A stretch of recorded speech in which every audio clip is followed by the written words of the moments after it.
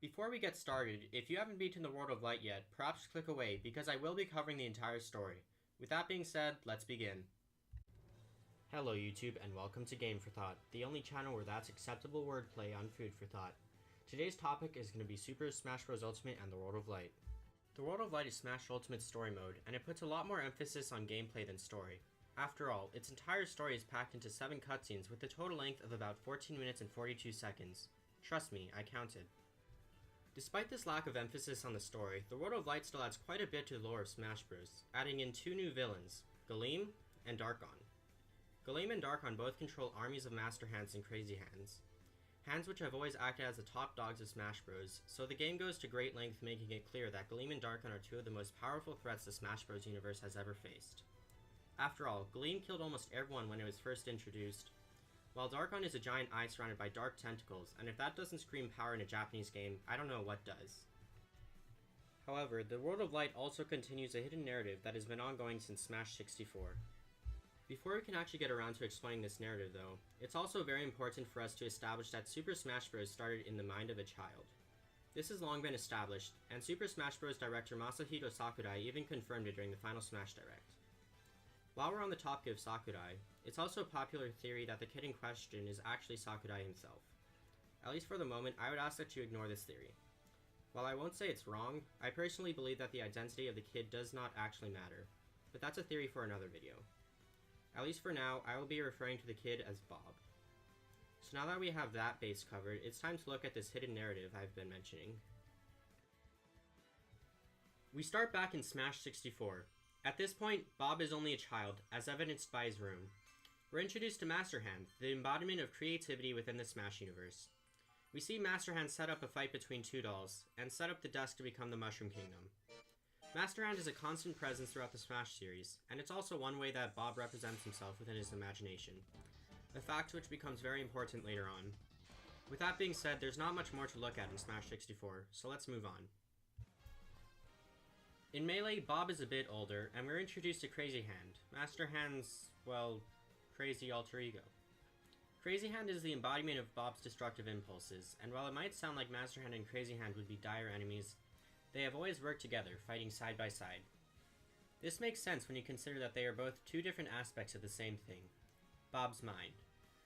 Furthermore, the fact that Bob's more destructive impulses are being acknowledged within his own imagination can be taken as a sign of the shift in theme to come. However, we once again need to move on.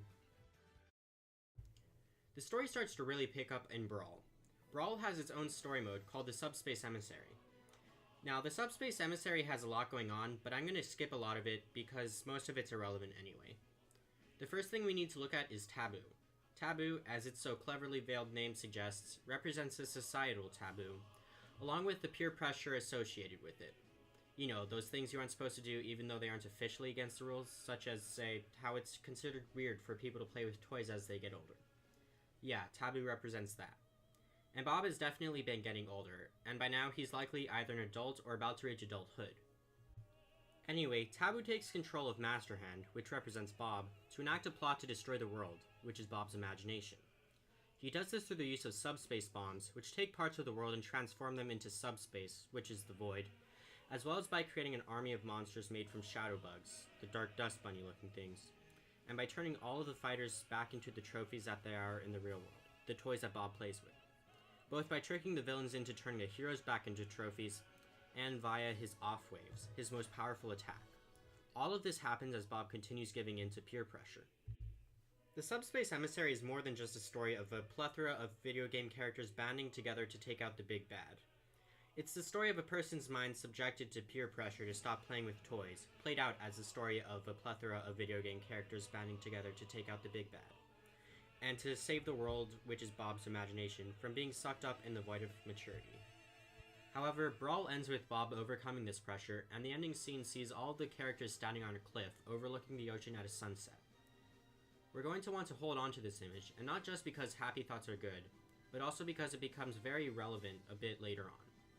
While there's still quite a bit to unpack with Taboo and the Subspace Emissary, probably enough to warrant its own video, I'm going to move on now. So, given Brawl's happy ending, Smash 4 obviously goes to brighter places, right? Well, not really. We're introduced to Master Core, a ball of light energy stuff that bursts out of Master Hand and Crazy Hand once you weaken them enough. Now, Master Core takes on a bunch of different forms throughout his boss fight, created through a bunch of shadowy entities known as the Swarm. These look awfully familiar, almost like the Shadow Bugs from Brawl, signaling that there might be some sort of relation between the two. And, of course, there is. I'm not quite sure what Master Core is supposed to be, but I'm guessing that it's representative of Bob's darker feelings about how he still plays with toys. An aftershock from the Subspace Emissary, if you will. While Bob's imagination might have survived Taboo and the peer pressure that came with him, we're still seeing the effects of the influence that he had on Bob. Speaking of the after effects of the Subspace Emissary, it's finally time to move on to the World of Light. The World of Light begins with all of the characters standing at a cliff overlooking a beautiful sunset. Hold up, we've seen this before. Are you still holding on to that image from the ending of Brawl? The World of Light starts off in the exact same scene that Brawl ended with, albeit with a few changes, those being that there are more characters and in different formation. These changes are actually very important, as they signal that this is not the same story, but rather that it's derived from the events of the Subspace Emissary. Just like Master Core, the World of Light is a continuation of Bob's internal struggle as he tries to justify playing with toys. And then we're introduced to Galeem, the so-called Lord of Light. Galeem's army of Master Hands kills everyone after turning into a bunch of lasers, Galeem consumes the universe in a big ball of light, and everyone's stories come to an end. Yeah, we heard all that already. Hold up, that's actually very important. Everyone's stories come to an end. That's the first clue we have in deciphering Galeem. The next clue is that Galeem is both simultaneously the Lord of Light, a motif commonly used for the forces of good, and also one of the villains of the story. Two elements which seemingly contradict each other. However, Galeem's heavenly appearance could also indicate that it's something that Bob looks up to or reveres. Okay, it's starting to come together now. Next, we consider that the World of Light is a continuation of Bob's internal struggle to overcome the peer pressure to not play with toys, and that this all takes place in his imagination. The next clue we have is that when Galeem swamps the universe with its light, it also turns all of the non-playable characters into spirits, which are essentially the concept of those characters, and forces them to inhabit puppet fighters, which are clones that Galeem makes from the fighters it consumed. Finally, there's the fact that Galeem is a ball, just like Master Core, indicating that it might be connected to Bob's feelings in some way.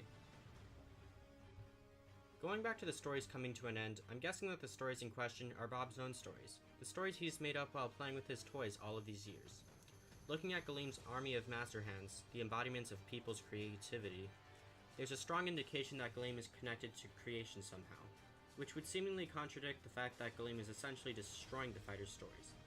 However, that actually leads me to believe that Galeem is representative of the official canon, and its heavenly portrayal represents Bob's newfound need to stick to this official canon. Within the context of creating stories in his own imagination, this makes sense, as the World of Light is a continuation of the conflict from Brawl, a conflict revolving around Bob playing with his toys. Now, that conflict is starting to manifest in different ways. The first of these being that Bob shouldn't create his own stories about these characters, because other people have already created their own official stories, the official canon. But what does all this mean? Well, when Galeem consumed the world in its light, it wasn't killing everyone, but rather taking control, and taking that control away from Bob. It wants to create a new world, a canonical world, and yet it doesn't succeed in doing so because all of these characters wouldn't canonically interact with each other because they're in different worlds. And thus we get the World of Light, a mashup of everything. So then we move along with the plot. Kirby survives and starts saving everyone, etc. They eventually defeat Galeem and all is not well. Darkon makes his surprise appearance, curb stomping the weakened Galeem with its army of Crazy Hands, and then the fighters go to the World of Dark to stop Darkon, who's taking control of everything that Galeem once had. So, what is Darkon? Well, I'm guessing that Darkon is representative of Bob's imagination. Why? Well, the dark motif that Darkon has going on possibly implies some sort of hatred, and Bob resolving his own feelings towards his toys and imagination is the conflict of the story, and this includes the resentment that he likely has as a result of the Subspace Emissary. Furthermore, one direct opposite of the official canon would be one's own head canon, or imagination. Additionally, it's also stated that Darkon takes control of all of Galeem's spirits. You know, like someone taking characters from an official canon, and then writing their own fanfiction or whatever. However, with this comes the rather dark implication that Bob sees his own imagination as evil. And with that, it's time to finish off this somber narrative. The World of Light has 3 different entities, depending on the decisions you make. You can either fight Galeem or Darkon individually, much easier and shorter paths to take, or you can take on both entities at the same time, which nets you the true ending as well as the credits. The thing about the first 2 endings though, is that they are not happy. If you defeat Galeem but not Darkon, then Darkon immobilizes Galeem and engulfs the world in darkness. If you defeat Darkon but not Galeem, then Galeem destroys Darkon and engulfs the universe in light. Again. However, if you defeat both at the same time, or at least in the same boss battle, you then watch both of them explode, and all the spirits they controlled float into space in a giant conceptual spiral. So, what's that all mean? Well, these endings are all about Bob resolving his feelings. Throughout the World of Light, Galeem and Darkon fight each other, and the Smash Bros. Fighters sort of just watch from the ground. This theme of the fighters not really mattering is very important, and it holds true even in the beginning. Sure, they're the first ones to get overtaken by Galeem, but everyone's overtaken, one way or another. The whole universe is overtaken. In fact, even before this final segment of the game, Galeem and Darkon pause to just look at the fighters before resuming their fighting, as if only passively noticing their existence. There's a reason that defeating one of the 2 bosses leads to a bad ending without the chance to defeat the other, and that's because defeating either one means that the feelings they represent are resolved, but not the other. If you defeat Galeem, Bob's reverence for the canon is resolved, and only his hatred for his own imagination remains, swallowing the world of his imagination in a dark wave of hate. If you defeat Darkon, then those feelings of hatred are resolved, but his reverence for the canon causes his imagination to be determined only by the canon, just like in the beginning, when Galeem was the only one present. They both act as a check against each other. Bob's hatred of his own imagination is counteracted by his reverence for the imagination of others, and thus his own continues to exist. His imagination remains his own despite revering the official canon because all the stories he creates, the very world he imagined these characters in, that is all forced to remain because it's all the focus of his hate. However, defeating both Galeem and Darkon resolves both of these feelings, and Bob's imagination remains, well, his own imagination. The spirits are freed from Galeem and Darkon's control to just exist, and Bob continues playing with his toys. The true ending sees all of the spirits ascending into space in spirals and converging in a single point of light. As the credits play, we see this point of light going further from Earth as it also continues growing. This culminates with the ball of light being in the center of what appears to be a starry universe. This seems like it would be taking everything that Galeem consumed, and I think it's pretty likely that it has, since the starry universe we see is different than the one that Galeem engulfed at the start. And it's probably a lot bigger, too. And yet the true ending isn't framed as the universe being consumed with light again. It's shown as all the spirits coming together. While the universe is being swallowed with light for the second time, that's not how it's meant to be viewed. Rather, the universe, Bob's imagination, is finally reclaiming itself after all of these years, and finally getting over the subspace emissary. I'm only just getting started, so any feedback is really appreciated. While you're at it, perhaps leave a like and subscribe if you want to see more content like this. I plan on staying in the realm of Smash Bros for a while, so if you want to see more, you know what to do. While you're still at it, why not leave your thoughts on this theory down below in the comments. Once again, thanks for watching. With that, Game for Thought out.